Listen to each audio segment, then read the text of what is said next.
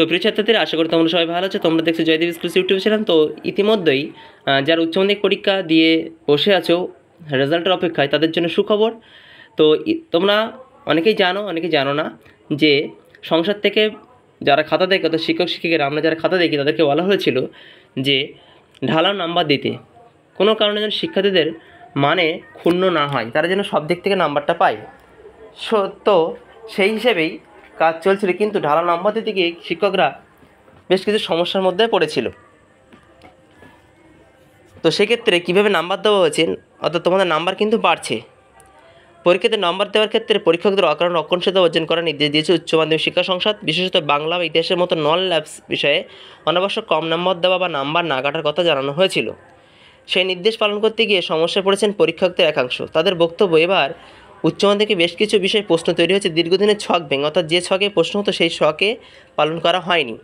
ফলে মেধাবীদের বাদ দিলে বাংলা, ইতিহাস সহ নানা বিষয়ে অনেক পরীক্ষার্থীর উত্তর লিখতে পারেনি। কাজেই পরীক্ষকরা ঢালাও নম্বর দিতে চাইলে স্বাভাবিকভাবেই তৈরি হচ্ছে বাধা। যেমন ব্যারাকপুর গভর্নমেন্ট হাই স্কুলের শিক্ষক স্বরূপরঞ্জন দে বলেন, উচ্চ মাধ্যমিক বাংলায় দুটো নাটক থাকলেও সিলেবাসে বলা আছে যে কোনো একটি নাটক পড়তে হবে।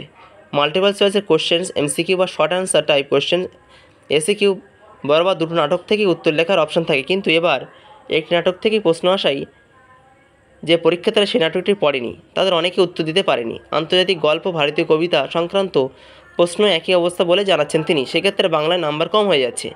উত্তর 24 পরগনা দক্ষিণ চাত্রা হাই স্কুলের ইতিহাসের পরীক্ষক শেখ ইজাজুর রহমানের কথা, ইতিহাসের একাধিক প্রশ্নে পরীক্ষার্থীদের এমন কিছু বিষয়ে আলোকপাত করতে বলা হয়েছে যেগুলোর উল্লেখ সংসদ অনুমোদিত বইতে সেভাবে নেই। যেমন কিউবা সংকট ঠান্ডা লড়াইকে কতটা প্রভাবিত করেছিল, ঔপনিবেশিক সমাজ, জাতি সংক্রান্ত প্রশ্ন, তার প্রভাব কিংবা স্থাক গঠনের পটভূমি ও দক্ষিণ এশিয়ার রাজনীতিতে এর ভূমিকা সংক্রান্ত প্রশ্নের 4 নম্বর উত্তর লেখার মতো বিষয় পাঠ্য বইয়ে নেই।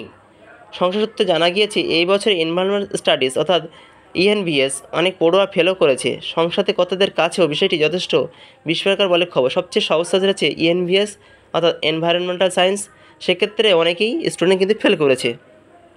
সংসদ সভাপতি চিরঞ্জীব ভট্টাচার্য বলেন, বাংলায় প্রশ্ন দেওয়ার ক্ষেত্রে এতদিন যে পদ্ধতি ছিল, এবার কিছু ক্ষেত্রে তার অন্যতা হয়েছে। তাই এই নিয়ে প্রধান পরীক্ষকদের মাধ্যমে পরীক্ষকদের আগে নির্দেশ পাঠিয়ে দেওয়া হয়েছিল। ইতিহাসে নির্দিষ্ট অভিযোগ পেয়ে ব্যবস্থা নিয়েছি। ইএনভিএসে পড়েদের ফেলের বিষয়টি আমাদের কানে এসেছে। পরীক্ষকরা সমস্ত উত্তরপত্র মূল্যায়নের পর ডিজিটাল নাম্বার আপলোড করলে সার্বিকভাবে পরীক্ষাদের ফলাফল স্টাডি করতে পারবো, তারপর এই নিয়ে মন্তব্য করা সম্ভব হবে। অর্থাৎ তোমাদের নাম্বার কিন্তু অটোমেটিকভাবে বাড়ছে। তো যারা ফেল করবে বলে ভাবছিল এবং নাম্বার কম পাবে ভাবছিল, তাদের ক্ষেত্রে কিন্তু সুখবর বলা যেতে পারে।